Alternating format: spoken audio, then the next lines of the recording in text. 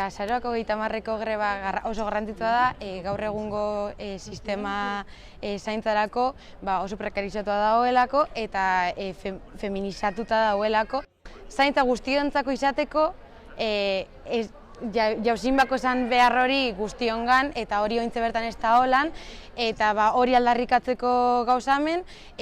izan ere zaintza publikoa eta komunitarioa izan behar da. Esan moduen, zaintza guztiok behar dugu bizitzan zehar, eta hori lortzeko guztiok eman behar dugu, zaintza guztion beharra izan behar da hori, eta hor guztion artean gizonak bebai zartzen dira, eurek bebai behar dugu, eurek jaso egiten da hori ez gaur egun zaintzak, bebai, eta eman,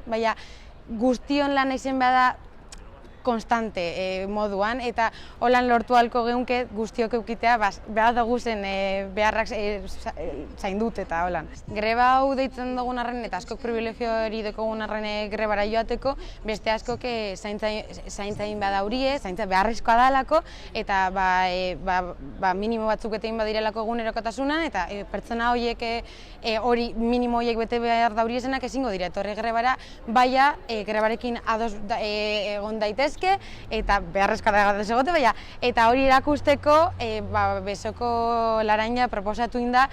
bisuala izateko gainontzekoentzako, zelan horiek lanean egon dabe